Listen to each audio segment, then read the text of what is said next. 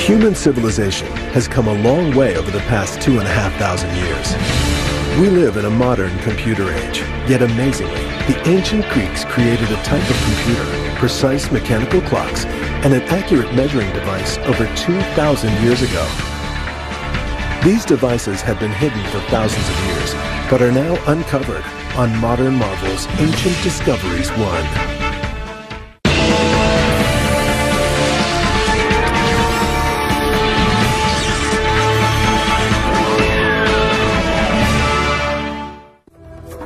In Ancient Discoveries, we will travel back in time to discover the amazing ancient roots of technologies we like to think of as modern.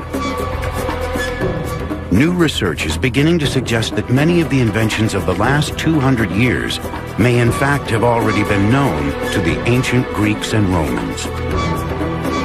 Much of what we have recently discovered, we may in fact have just rediscovered.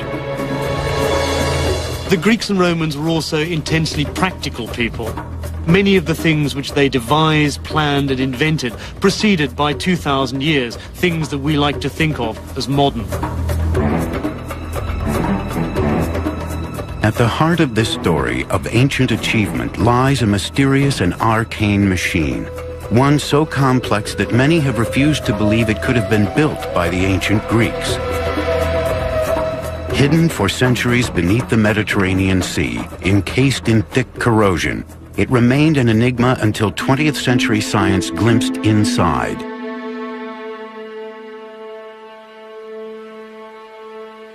What they saw inside astonished them. A mass of gears and cogs, a machine. But what was it for? And who had created it?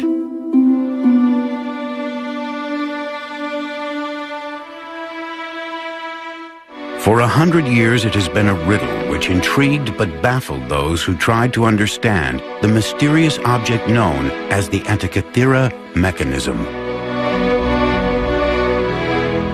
But now, finally, its story can be told.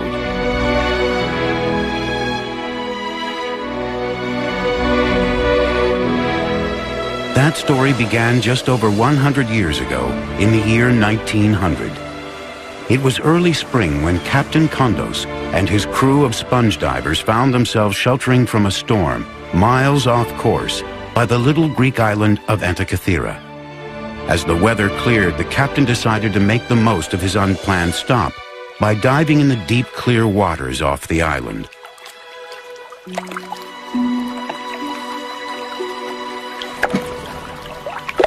The water was deep, some 200 feet. But then deep water was where the best sponges were found. But so far down, there always is the danger a diver might return to the surface with the notorious bends. Once in the water, the diver started his first descent. But what awaited him on the bottom were not sponges.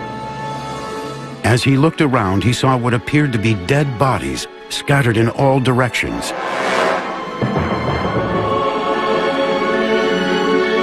Terrified, he quickly signaled to be pulled back to the boat.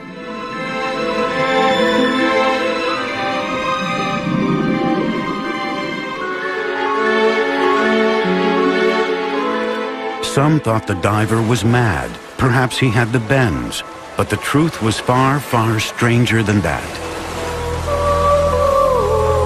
2,000 years ago, another ship had sailed these waters on its way from Rhodes to deliver a precious cargo to a wealthy Roman citizen.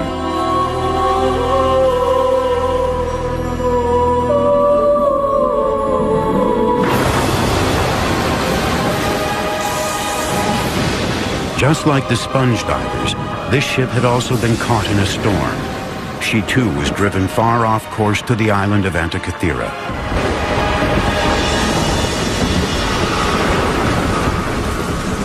But this ship was not destined to survive. Here she sunk, and here she still lay.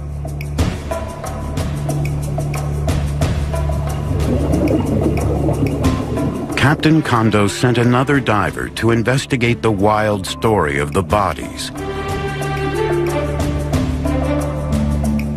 What had at first appeared to be dead bodies were in fact the most beautiful marble and bronze statues imaginable, the remnants of that ancient wreck.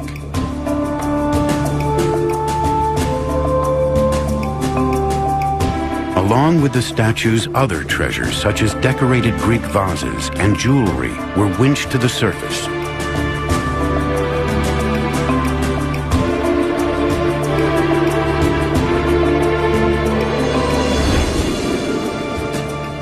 It was the find of the decade, perhaps the century, and the breathtaking statues made front-page news.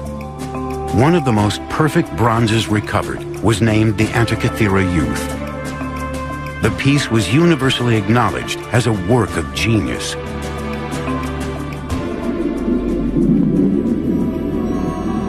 But the greatest work of genius from the wreck still lay unrecognized. This rusting lump of corrosion held the key to one of the greatest periods in human history, the Hellenistic period, and perhaps the greatest achievement of that time.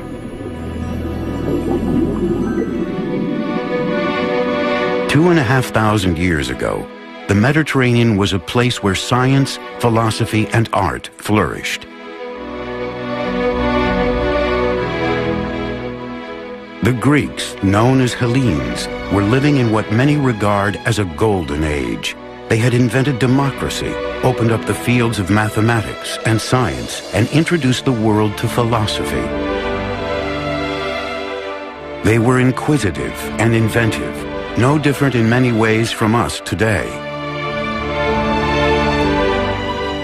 In trying to understand their world, they had created this strange machine. All their 21st century descendants had to do was work out what they had created it for. Part of that answer lay far from Antikythera in a London museum display case.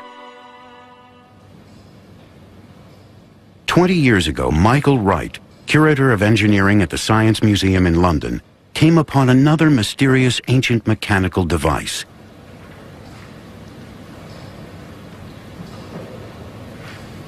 Although much less complex, there were similarities with the Antikythera mechanism. We call this the Byzantine sundial calendar. We think it dates from about 500 AD.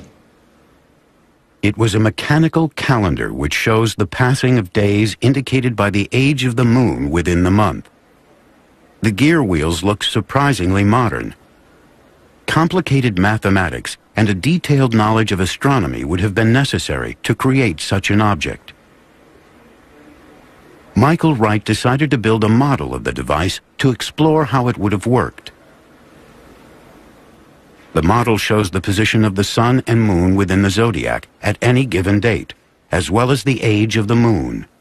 This instrument is much more simple than the Antikythera mechanism, but what's exciting about it is to have found another instrument, very obviously in the Hellenistic tradition because of the Greek lettering, and also having gear wheels. So now we have not just one mechanism that tells us the Greeks had gears, we have two. We've doubled the evidence. Although similar, it is estimated that the sundial calendar only had 8 gear wheels, where the Antikythera device had at least 29 and perhaps up to 70, allowing for much more complicated calculations. Could the Antikythera mechanism also be a mechanical calendar, one many times more complicated than the Byzantine machine, yet over 600 years older? Who in the ancient world had the ability to design such a complex device? The question has baffled experts since its discovery, but there is one legendary figure who could have been its creator. The remains of the Antikythera mechanism are on display at the National Archaeological Museum in Athens, Greece, but its original shape or dimensions still cannot be determined. Modern marvels will continue in a moment.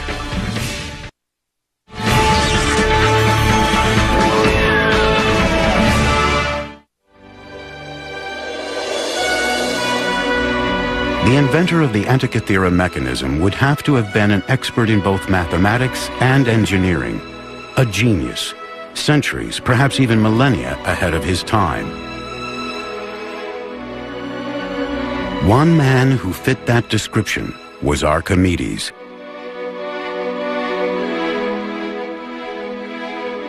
Archimedes lived during the Hellenistic period in the Greek city-state of Syracuse, on what is today Sicily, off the coast of Italy.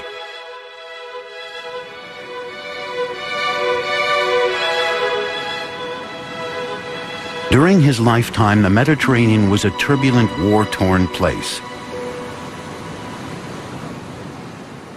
A world in which his talent for military invention was put to good use by both his fellow Greeks and the aggressive new power of Rome that was slowly spreading its tentacles across the Mediterranean. Today, he is perhaps best remembered for the revolutionary invention known as the Archimedean screw, used to move water or seeds uphill.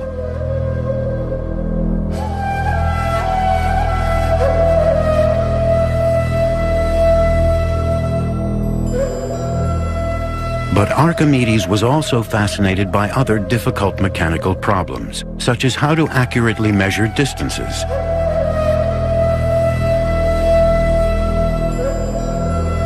The greatest challenge of all, however, was to solve the puzzle of what caused the rising and setting of the sun, the changing seasons, and the strange movements of the moon and planets. What, in short, were the mechanics of time?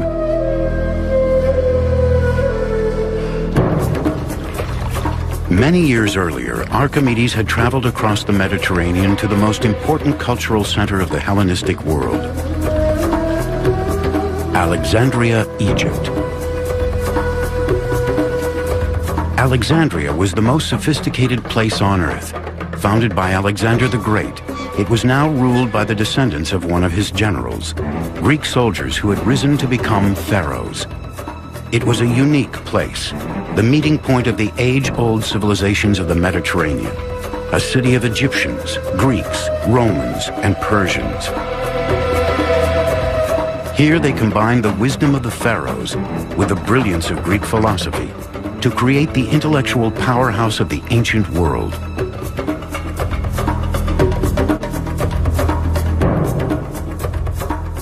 And it was here that the young Archimedes would be inspired by the work of a mechanical genius called Ctesibius. He would have a simple but brilliant idea that would literally change time forever.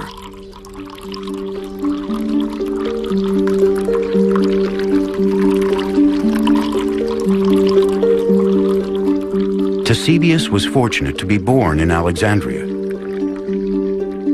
the place where all the knowledge of the ancient classical world was held in one vast library. A place where the great thinkers of antiquity studied, and where shelf upon shelf held the thousands of scrolls recording their work.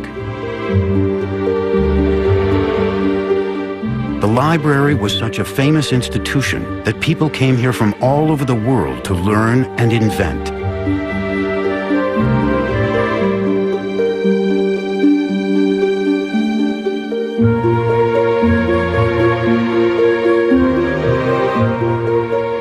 It was here that Ctesibius' revolutionary invention was recorded, and where the young Archimedes may first have read of his work.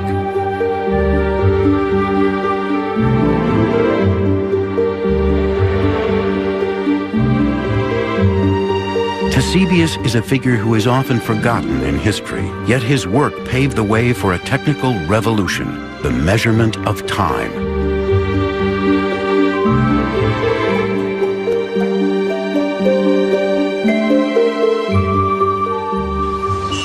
Yet Ctesibius came from humble beginnings.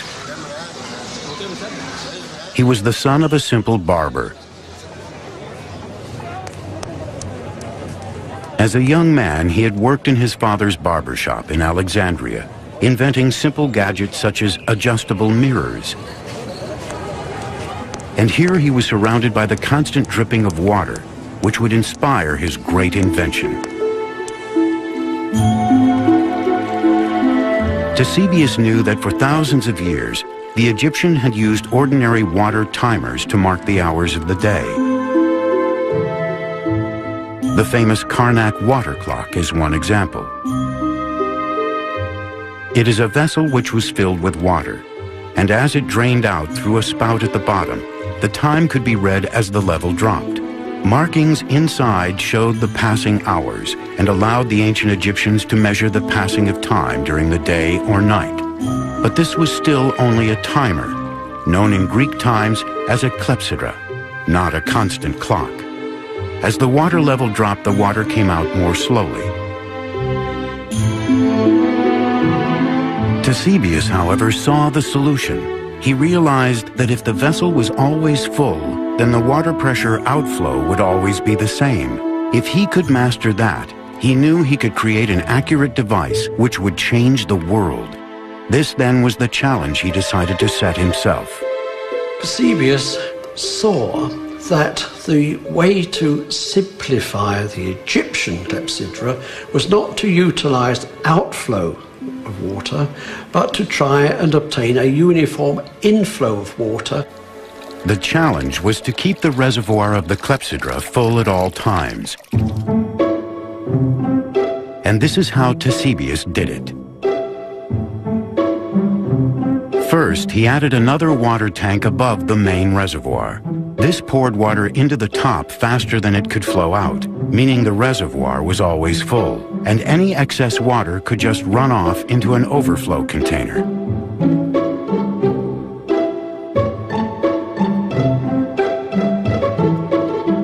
The water would always come out of the reservoir at the same speed. Now Eusebius just had to measure it. To do this, he decided to put another water tank under the constant outflow. In this container, he placed a float with a pointer on top and a scale next to it.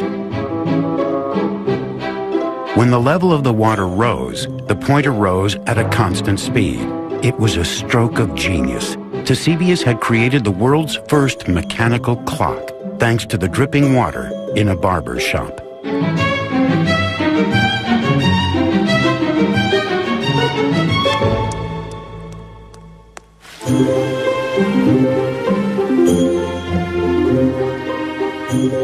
He had harnessed the power of water, and in the process, he had become the master of time. But measuring hours and minutes was only the start. What else could this unique water clock do? The answer to that was kept here in the great library of Alexandria. Anyone in the ancient world wanting to understand time could come here and read Eusebius's books, which described the wonderful machines he was now building and the whole new subject he had invented, hydraulics. Before long, his clocks were not just dripping taps, but ornate machines decorated with gilded figures of gods and animals. And their mechanics were yet more elaborate too. He devised a complex scale for the hours, shown here in white for the day and blue for the night. The increasingly complicated series of gear wheels also allowed the scale to rotate very slowly to indicate the days within each month of the year. This clock was also now a calendar. An automatic day and night, month and year cuckoo clock.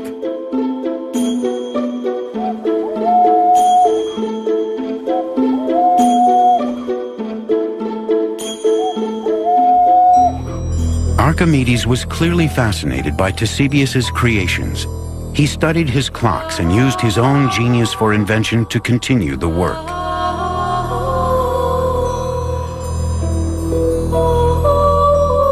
In an Arabic translation of Archimedes' work, dating back over 1,000 years, we can see a tantalizing glimpse of his additions to Eusebius's water clock.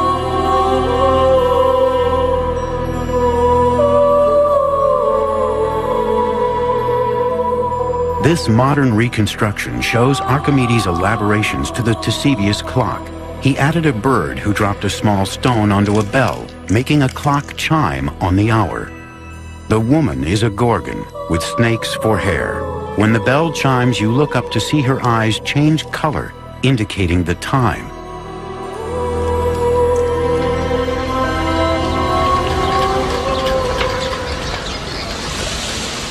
Alexandria today is a busy modern port. A new building now stands in place of the famous library.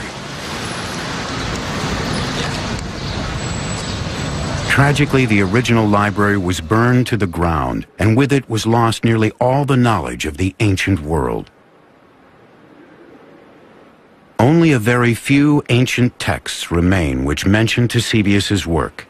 We may never know what else he invented, as not one single page of his own work survives.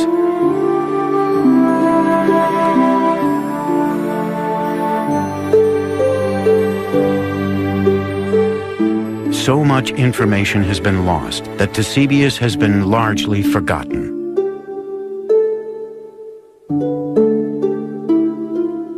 However, there is one legacy of his work, one clue, which is still standing.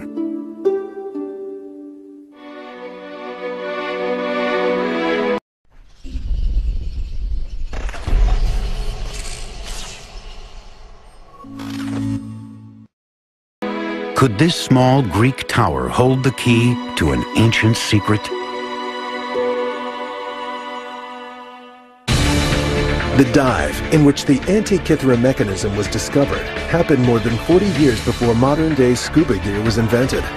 Modern marvels will continue in a moment.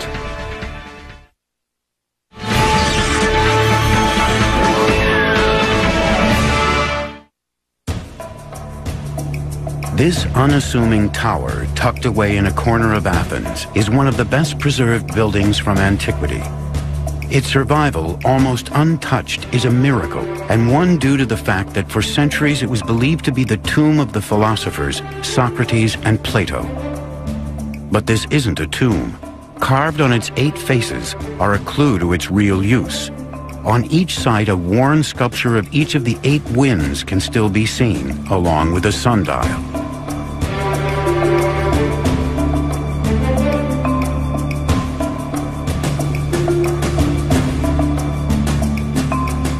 It was actually built by an astronomer around 200 years after the death of Ctesibius, but is a monument to his genius. This building, now known as the Tower of the Winds, was the public clock of ancient Athens. Inside this tower, there once stood a huge and complex water clock, based on a Ctesibius design.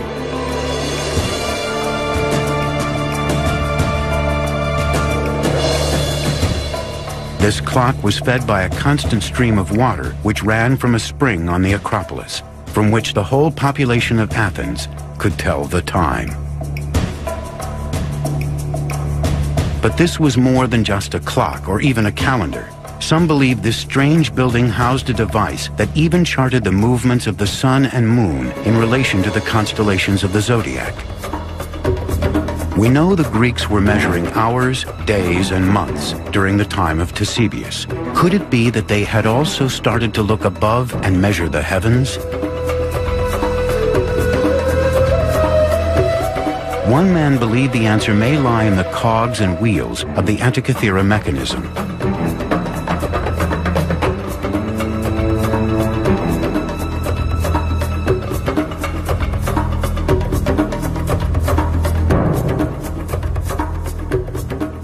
In 1951, an English physicist, Derek de Solla Price, decided to find out for himself and examine the mechanism in detail for the first time. De Solla Price traveled to Athens to look at the mechanism. The pieces had lain largely untouched since its discovery 50 years earlier. The device had disintegrated further, exposing pieces of the gears, which he was able to study. He became determined to crack the secrets of the Antikythera mechanism.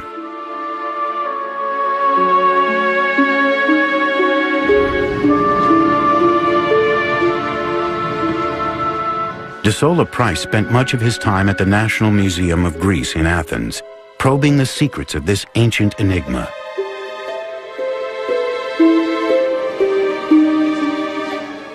Something told him that these fragments were the real treasure from the Antikythera wreck.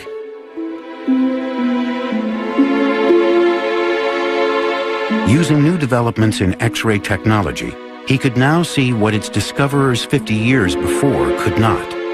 Looking through the corrosion, he was amazed. A machine so complex, it could almost be modern. He had to know what it was for. His meticulous studies of the cogs, gear ratios, and inscriptions gave him clues to the possible purpose of the mechanism.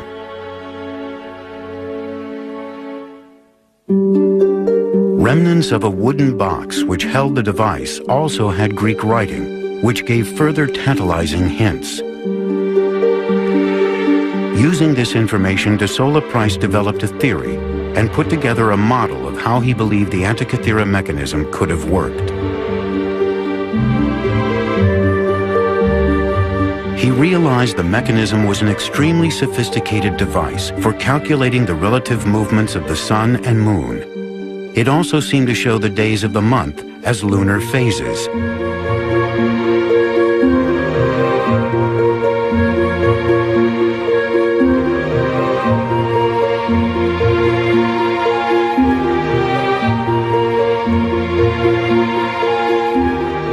De Sola Price had established its mechanical complexity and knew that the knowledge required to create such a machine was immense. He believed that at the front of the mechanism, a bronze dial showed the date and positions of the sun and moon. A dial at the back would indicate the month, possibly within a 12-month year. Another dial at the back seemed to show either a cycle of 47 months or 4 years.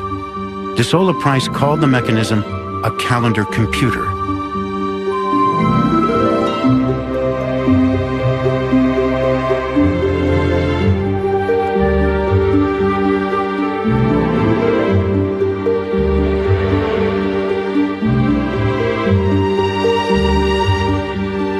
For anyone in the ancient world, such a device would have been invaluable. To understand the movement of the sun and moon within the heavens was to look into the minds of the gods. Many believed then, as some do today, that the positions of the sun, moon, and stars at the time of someone's birth may influence their later life. What complex horoscope software does today, the Antikythera mechanism may have done over 2 millennia earlier.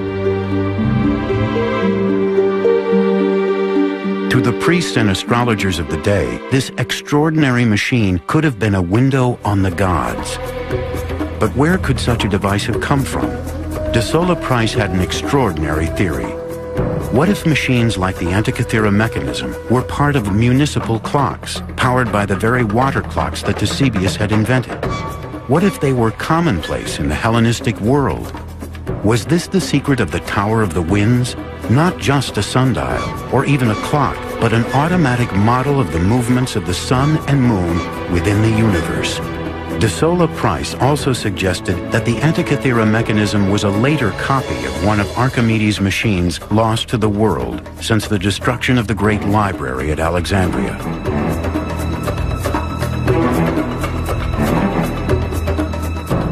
This was an intriguing theory which could lead others to try to reveal the truth about the Antikythera mechanism.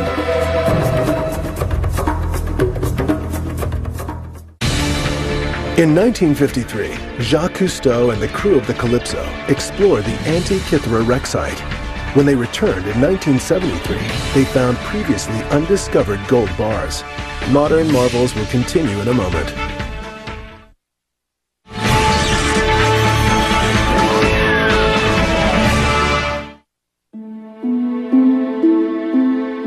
The Antikythera mechanism mystery continued. One man was to read De Sola Price's work and was to spend the next 30 years pondering his theory.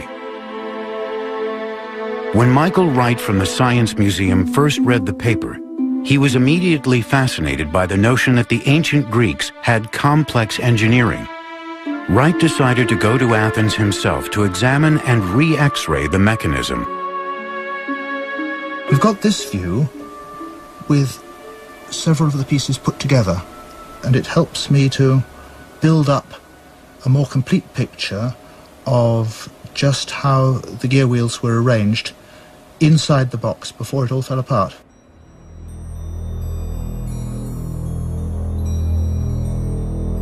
Although intrigued by de Sola Price's theory of the Antikythera mechanism, Wright believed there was more to the device than de Sola Price had realized. I went back and read Gears from the Greeks again and started to find problems with Price's account. That's when I resolved I really had to look at the thing for myself. But for Michael Wright to understand this strange device, he knew he needed to do more than just look at it. He needed to try to build one for himself. After de Sola Price's publication, many academics simply refused to admit that the mechanism could be so old.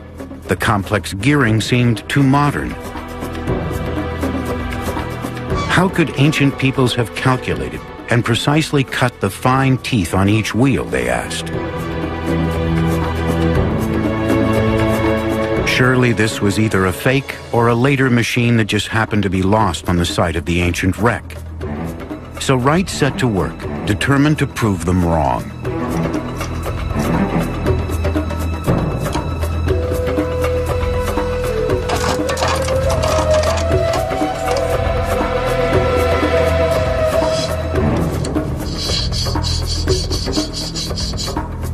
Using only tools similar to those available in the ancient world, with the Greeks' knowledge of geometry, he set out to copy these elaborate gears in his workshop. Measuring and cutting gears with only a pair of compasses, a metal file, and a good eye for detail was not going to be easy. But it was possible. After many hours of practice, Wright proved beyond doubt that with patience and skill, it could be done.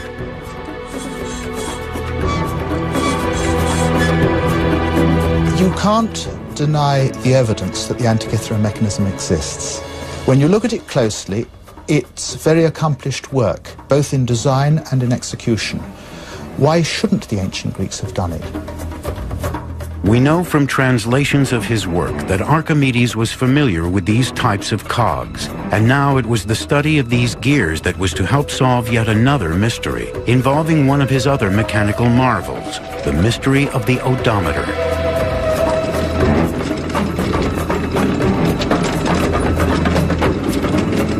We all use odometers every time we get in a car. It's the device which measures the distance we've traveled. But remarkably, this device was in use long before cars and was crucial to the development of the Roman Empire.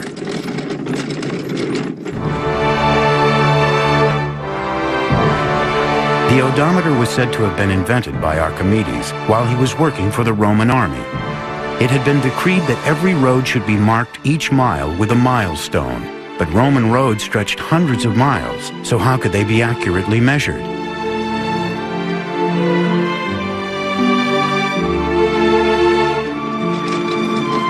By creating a cart that would accurately calculate distance, Archimedes solved the problem and the milestones could be laid out.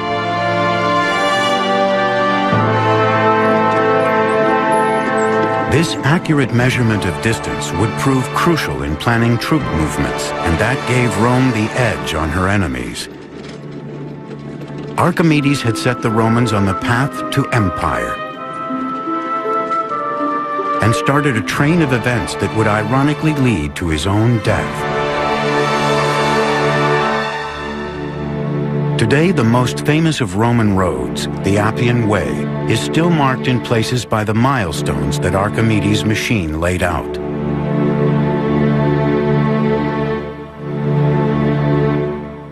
But there is a problem with this apparently simple story, one that Professor André Sleeswyk from Groningen in Holland would eventually solve with the aid of the ghostly X-ray images of the Antikythera mechanism.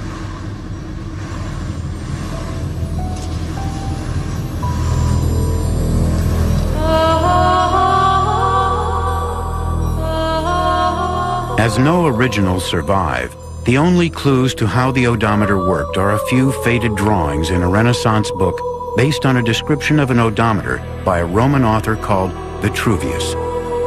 The drawings look fine on paper. The problem is when you try to build them, they don't work.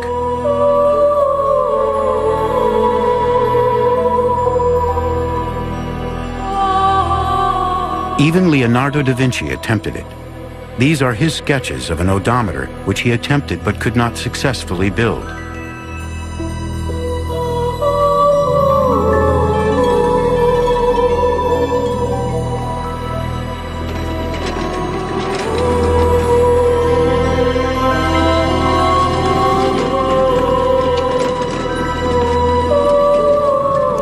Professor Sleeswyk started to make simple models to see if he could crack the odometer puzzle. This was then developed into a quarter-size model, and this was a model with a difference. Where even Leonardo had failed, Sleeswyk's model worked.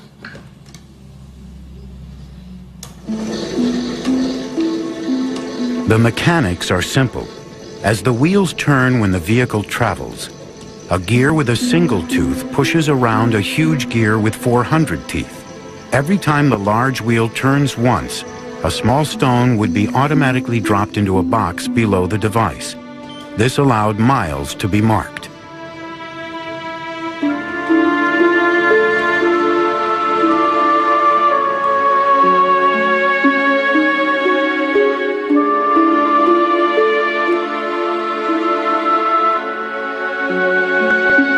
After the First Punic War, by decision of the Senate of Rome, milestones had to be placed on all major roads.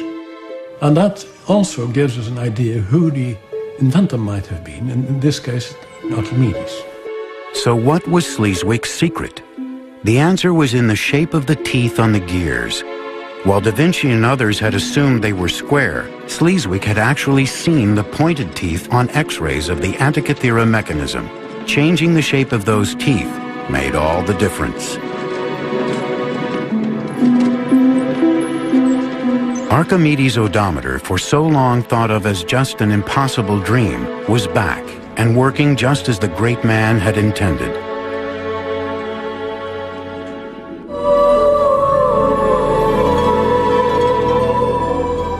All thanks to that most mysterious of ancient objects, the Antikythera mechanism. A device whose true secrets were yet to come to light. In May 1983, an Italian stamp was issued to honor Archimedes. However, the image printed was actually that of Archidamos III, a king of Sparta from 3rd century BC. Modern marvels will continue in a moment.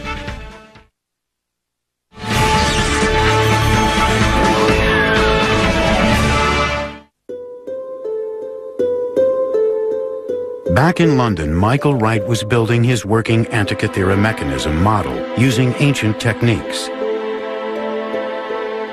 Far more complex than the odometer, but using similar gears, this would be the most complete model of the Antikythera mechanism ever built.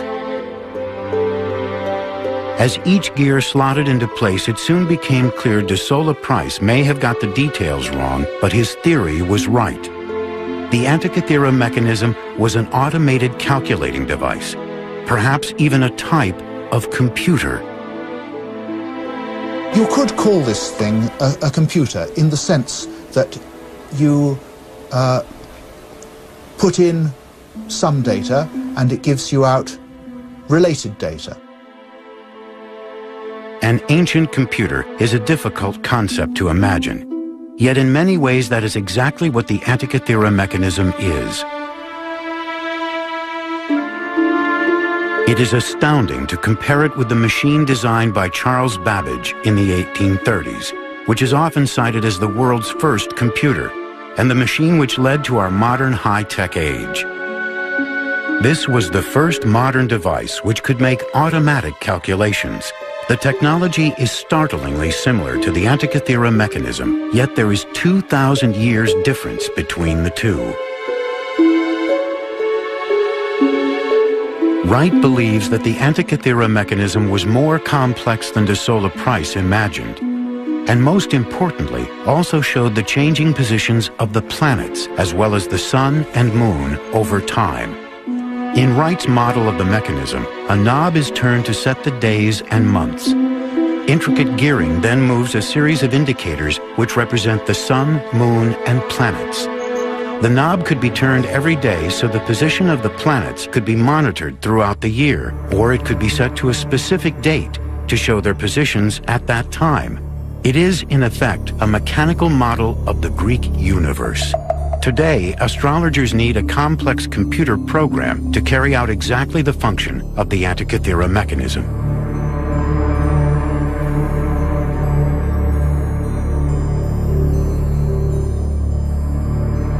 So could this machine have been created by Archimedes himself? We know from ancient texts that he built planetaria, but could he have designed this one? It's difficult to make a direct connection between the Antikythera mechanism and Archimedes. What we can say with certainty was the revolution that Archimedes pioneered in mathematics and geometry was necessary for those who then invented the Antikythera mechanism. Without Archimedes and his advances, it's difficult to think that the Antikythera mechanism could have been invented at all.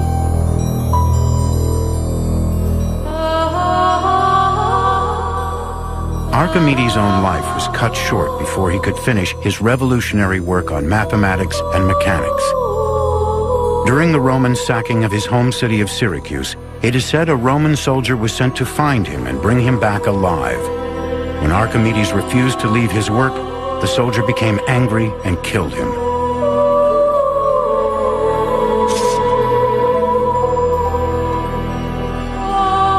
It was an ironic end for a man who had done so much to make Rome such a formidable fighting force. His death marked the beginning of the end of the Hellenistic tradition of great invention and science. His work, however, was preserved, stored on the endless shelves of the great library of Alexandria, a treasure greater than any the Romans looted from Syracuse. But even that legacy was not to last. The library itself fell victim to war and destruction, being burned to the ground several times over the following 800 years. Eventually, most of the collection, including much of Archimedes' work, was lost or destroyed in the fires. If only the library had survived, we may have inherited the insights of such great thinkers. Without them, we have been forced to reinvent much that we are only now realizing was already known over 2,000 years ago.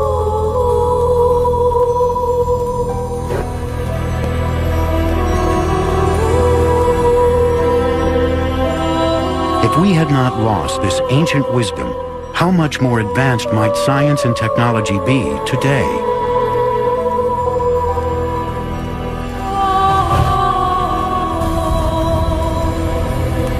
And what else may still lie hidden or lost from that time? Without that sudden storm all those centuries ago, that ancient ship might not have foundered, taking her cargo of statues, pottery, and that incredible machine to the bottom of the Mediterranean Sea. If a group of sponge divers had not stumbled upon the wreck 2,000 years later, the Antikythera mechanism might be lying there today, slowly corroding. And what other technological marvels from that time might still be awaiting discovery?